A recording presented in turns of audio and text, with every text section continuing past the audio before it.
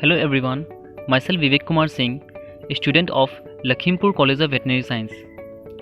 Today I am going to explain about fluid therapy in companion animals. So let's begin. So what is fluid therapy? Fluid therapy is the administration of a specially formulated liquid to a patient as a treatment or preventive measure. Fluid therapy should be constantly re-evaluated and reformulated according to changes in patient status. Fluid selection is dictated by patient's need, including volume, rate, and fluid composition required. Now, to know more about fluid therapy, let's have a better understanding about the distribution of fluid in the body. So, out of the total body weight, 60% is the body water. Again, out of the 60% of the body water, 40% is the intracellular water and 20% is the extracellular water. Again, out of the 20% of the extracellular water, 5% is the intravascular fluid, that is plasma, and 15% is the interstitial fluid. Now, reasons for fluid therapy. So, why there is need for fluid therapy? For correction of dehydration, for expansion and support of intravascular volume, again for encouragement of appropriate redistribution of fluid that may be in the wrong compartment, such as peritoneal effusion. Again, some pets may have problems with organs such as the kidneys, which prevent their bodies from utilizing the fluids they drink. Also, in some cases, to overcome the fluid loss during any operative treatment. Now the different ways to provide fluid therapy. The appropriate route of fluid administration primarily depends on patient's condition. We can go for oral fluids for patients with a functioning gastrointestinal system and no significant fluid imbalance. That means the patient should not show any signs and symptoms of vomiting or diarrhea. Again, we can go for subcutaneous fluid administration in cases such as mild vomiting and diarrhea or mild dehydration. Again, to support kidney function in animals with chronic kidney disease. As with other therapies given subcutaneously, it takes time for subcutaneous fluid to be absorbed into the bloodstream. Now, the most important route we can come across is the intravenous or intraosseous fluid. Intravenous fluid therapy is used for patients undergoing anesthesia, for hospitalized patients not eating or drinking normally, also to treat dehydration, shock, hyperthermia or hypotension. Intraosseous fluid therapy is a preferred route for animals weighing less than 5 kg when the intravenous approach is impossible. Now, how to assess a patient for fluid therapy? So, after determining the initial vital parameters such as heart sound or lung sound, we need to determine the initial rate and volume based on whether the patient needs whole body rehydration or vascular space volume expansion. Next, determine the fluid type based on replacement and maintenance needs. Fluid therapy for disease falls into one or more of the following three categories. Number 1, that there may be changes in volume such as dehydration or blood loss. Again, there may be changes in content such as hyperkalemia. There may be also changes in the distribution such as pleural effusion. So things to be remembered that patients may be hypovolemic or dehydrated or hypotensive, or it may be a combination of all the three.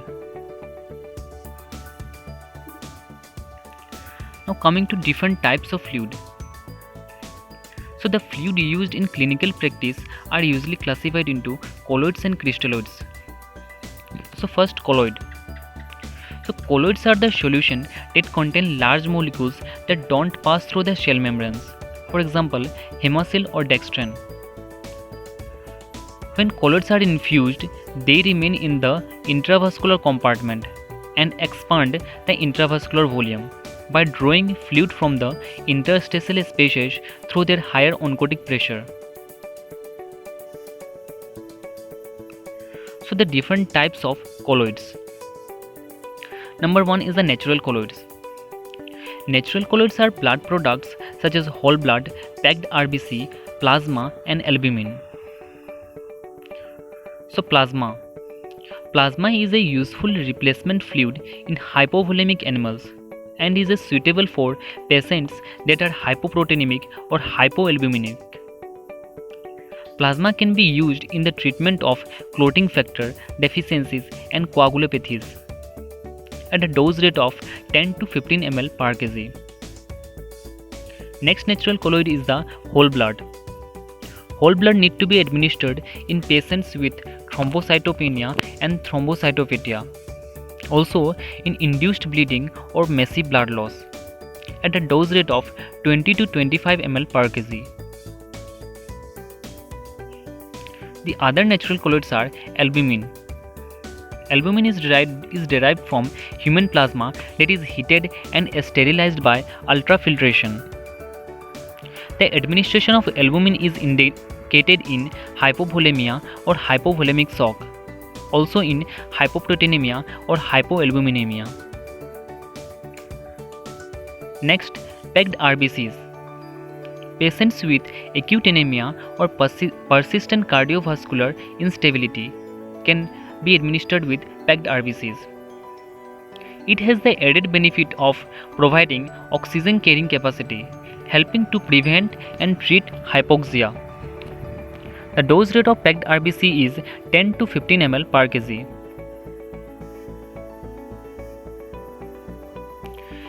The next colloid is the synthetic colloid. Synthetic colloid include gelatins, for example Hemasil or Gelfusin. Gelatins are modified beef collagens. They are indicated for short-term volume expansion, for example vasodilation following administration of anesthetic agents. Hemasil contains polyxylene, potassium chloride, sodium chloride and calcium chloride at different concentration per 500 ml. The other synthetic colloids are hydroxyethyl starch, also known as HETA starch, available in the market as Haspan, Hemohes or Pentaspan. HETA starch are made from amylopectin derived from plant starch. Starches can interfere with coagulation. HETA starch to be administered in patients with low colloidal osmotic pressure, increased vascular permeability or when rapid intravascular volume expansion is needed. The dose rate of HETA starch is 20 ml per kg in case of dog and 10 ml per kg in case of cat. The other synthetic colloids are dextrans, available as dextran 70 and 60% solution and dextran 40 and 10% solution. The dextrans are polysaccharide produced by bacterial fermentation of sucrose.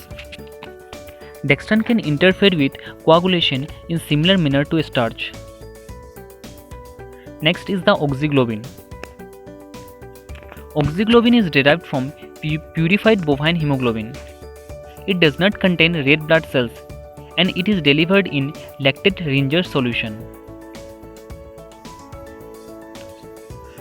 Next, when to administer colloids. So when there is need for longer duration of effect, we need to administer colloids. Also, when increased tissue perfusion and oxygen delivery is needed, such as in cases of hypoxia or in case of shock. Again, to achieve the greatest cardiovascular benefit with the least volume of infused fluids. Also, in cases when decreased oncotic pressure is suspected or when the total protein is less than 35 gram per L or liter. Again, in patients with large volume losses where crystalloids are not effectively improving or maintaining blood volume restoration. So these are all about colloids. Next, coming on to crystalloids. So crystalloids are electrolyte solution with small molecules that can diffuse freely from intravascular to interstitial fluid compartment. Crystalloids are subdivided into isotonic, hypotonic and hypertonic. So first, isotonic crystalloids.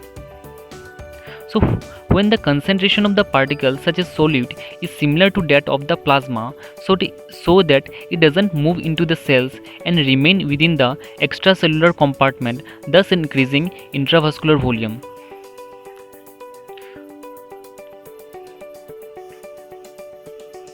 So the different types of isotonic crystalloids include 0.9% sodium chloride, then lactate Ringer solution, 5% dextrose in water, Ringer solution, Plasmalite A and Normazole R. So first 0.9% sodium chloride, or also known as normal saline. So it has the osmolarity of 308 milliequivalent per liter. Normal saline contains water, sodium and chloride. Sodium and chloride at equal ratio of 154 milliequivalent per liter. Normal saline is a fluid of choice for expanding extracellular fluid volume. It is available in the market as Infutech NS or Vetivex NS. Normal saline has a pH of 5.5 which makes it acidic.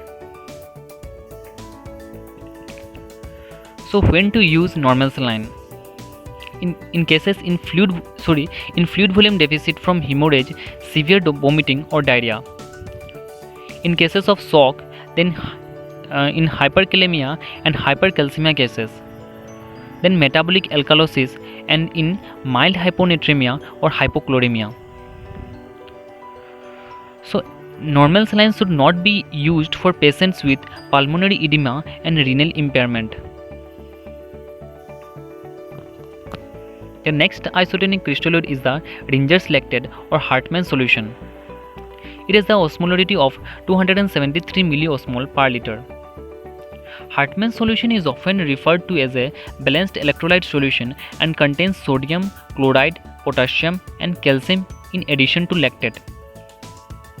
The lactate is metabolized to generate bicarbonate and is an aid to the treatment of metabolic acidosis. It is another choice for first-line fluid resuscitation for certain patients such as those with burn injuries. So the uses of lactate solution to replace GI tract fluid losses such as in cases of diarrhea and vomiting. For patients experiencing acute blood loss or hypovolemia due to third space fluid shift. Then in fluid losses due to burn and trauma. Thing to be remembered that RL should not be given to patient with liver disease as it can't metabolize lactate. The third isotonic crystalloid is the dextrose 5%. Dextrose 5% provides free water that pass through membrane pores to both intracellular and extracellular spaces. Its smaller size allows the molecule to pass more freely between the compartments, thus expanding both compartments simultaneously. Dextrose 5% provide 170 calories per liter, but it doesn't replace electrolytes. Dextrose 5% should be avoided in patients with a risk for increased intracranial pressure. The fourth isotonic crystalloid is the Ringer solution. It has the same osmolarity with the lactate Ringer solution, that is 273 milliosmol per liter. It has also the similar composition with lactate Ringers but without the lactate. Indication is also similar to lactate Ringers but without the contraindication related to the lactate. The next isotonic crystalloid is the Normazole R. Normazole R is a solution very similar to lactate Ringer solution. It contains a similar concentration of sodium, chloride and potassium. In addition, it contains magnesium but at a lower concentration than is considered for maintenance. The major difference in this solution is the buffer agent. The next isotonic crystal is the plasma light A. Plasma light is very similar to Normazole R, and these solutions are often used in similar clinical practices. So those were the isotonic solution. Next, coming to hypotonic solution. So hypotonic solutions have a lower concentration of solutes or electrolytes and osmolarity less than 250 milliosmol per liter. So the different types of hypotonic fluids are 0.45% sodium chloride, then 0.33% sodium chloride, and 2.5% dextrose in water. Hypotonic solutions are used to treat patients with conditions causing intracellular dehydration, or when fluid need to be shifted into the cell, such as hypernatremia and diabetic ketoacidosis. Hypotonic solutions should not be used to correct hypovolemia because this can lead to hyponatremia and water intoxication. So these things to be kept in mind. Next is the hypertonic solution. So the hypertonic solutions have a higher tonicity or solute concentration and osmolarity of 375 milliosmol per liter or higher.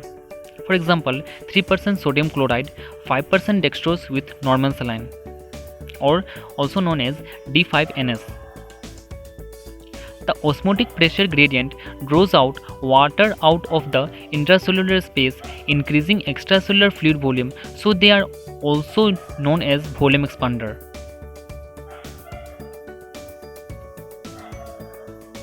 Hypertonic saline is generally used for fluid resuscitation in patients where administration of large volume of fluid may be difficult and for its cardiovascular benefit. The dose rate of hypertonic solutions is, in case of dog it is 4 to 7 ml per kg body weight, and in case of cat it is 3 to 4 ml per kg body weight. So here it is all those fluid have been summarized in this chart. We can see different types of fluid type such as 0.9% saline, then 0.45% saline, then plasma light A, plasma light 56, Normazole R, then Normazole M, then lactate ringer solution and hetastarch with different pH level has been mentioned here, and along with different components.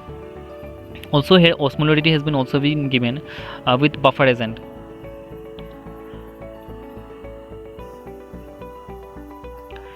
So now precaution in usage of crystalloid solution. So we need to frequently assess the patient's response to IV therapy, monitoring signs and symptoms of hypervolemia such as peripheral edema, dyspnea or shortness of breath, and then again jugular venous distension. We need to be aware that patients being treated for hypovolemia can quickly develop hypervolemia following rapid or over-infusion of fluids. Always check the vital signs such as edema status, lung sounds before beginning the infusion, and continue monitor during and after the infusion. Now fluids for maintenance and replacement therapy. So first, maintenance phase. It is the amount of fluid estimated to maintain the fluid balance in the patient. Fluid therapy often begins with the maintenance rate, whether administered either during anesthesia or to a sick patient. Maintenance fluid therapy is indicated for patients that are not eating or drinking but do not have volume depletion or hypotension or ongoing losses. So the maintenance fluid rate has a certain formula for dog and cat.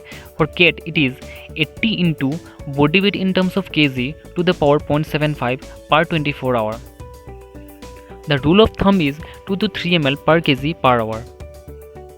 And for dog, the formula is 132 into body weight in terms of kg to the power 0.75 per 24 hour. And the rule of thumb is 2 to 6 ml per kg per hour. Ongoing losses, for example diarrhea, vomiting or polyuria, must be calculated and added to the total maintenance requirement obtained from these formulas. Next is the replacement phase. Replacement fluid, for example lactate ringer solution, are intended to replace lost body fluid and electrolytes. Administering replacement solution such as LRS for maintenance predisposes the patient to hypernatremia and hypokalemia because these solutions contain more sodium and less potassium than the patient normally loses. Well-hydrated patients with normal renal function are typically able to excrete excess sodium and thus do not develop hypernatremia. The last phase is the resuscitation phase. The resuscitation phase refers to correcting shock and other life-threatening fluid deficit. So for the calculation of dehydration deficit, there is a formula. It is body weight in terms of kg into percent dehydration as a decimal is the liters of fluid required to correct dehydration.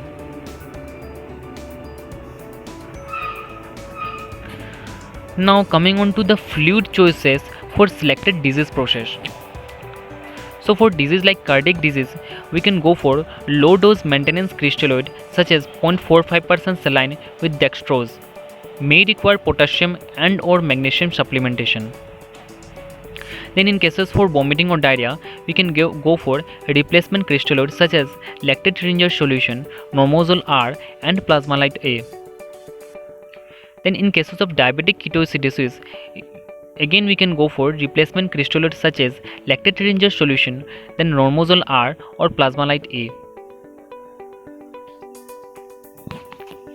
In case of hypervolemia, treatment is directed at correcting underlying disease, for example, chronic renal disease or heart disease. Then decreasing or stopping fluid administration and possibly use of diuretics. Consider using hypotonic 0.45% sodium chloride as a maintenance fluid therapy in cases of hypervolemia. Then the next, in case of hypovolemia, we can use crystalloids, colloids or both. Intravenous isotonic crystalloid fluids are the initial fluid of choice. High potassium administration rates may lead to cardiac arrest, therefore do not exceed 0.5 millimole per kg per hour. In case of shock, the rate is quite high. It is about 80 to 19 ml per kg IV in dogs and 50 to 55 ml per kg IV in cats. So since the dose rate is high, we need to reassess the patient after administering 25% of the calculated shock dose. If after administering 50% of the calculated shock of isotonic crystalloid has not caused sufficient improvement, we need to infuse colloidal solution. Then in case of hemorrhage, we can go for natural colloids such as plasma, whole blood or Pegdarvicis. So the next topic is the drop factor. So drop factor is the number of drops in 1 milliliter used in IV fluid administration. It is also called as drip factor. A number of different drop factors are available, but the commonest are in case of blood set it is 10 drops per ml, then in case of regular set it is 15 drops per ml, and in case of burette it is a micro drop, that is 60 drops per ml.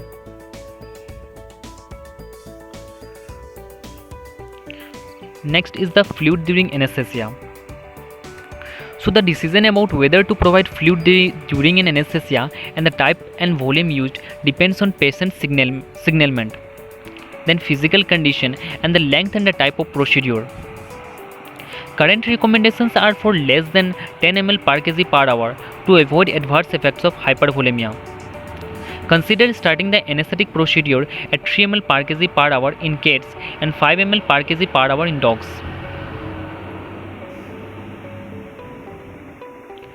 Then peri-anesthetic fluid therapy, that is fluid therapy during or before doing any operative treatment. So why there is need for peri-anesthetic fluid therapy? For correction of normal ongoing fluid losses, then for support of cardiovascular function and ability to maintain whole body fluid volume during long anesthetic periods. Countering of negative physiologic effect associated with the anesthetic agent, for example hypotension or vasodilation. Now what are the complications arises due to fluid therapy? Fluid overload is a major complication of fluid therapy and can lead to pulmonary edema, ascites, and peripheral edema, with the potential for development of compartment syndrome. A patient who becomes tachypneic, develops clear nasal discharge, or is found to have crackles on thoracic auscultation while receiving fluid therapy should be suspected of becoming overhydrated. If these signs are noted, particularly in combination with an increase in body weight, IV fluid therapy should be stopped. We can also see chemosis, that is swelling of the conjunctiva, is a late sign of fluid overload and requires urgent treatment. So these are some of the complications which arises due to fluid therapy. So these are the references from where I took the information to make this PPT. So these are all about fluid therapy, and thank you for watching.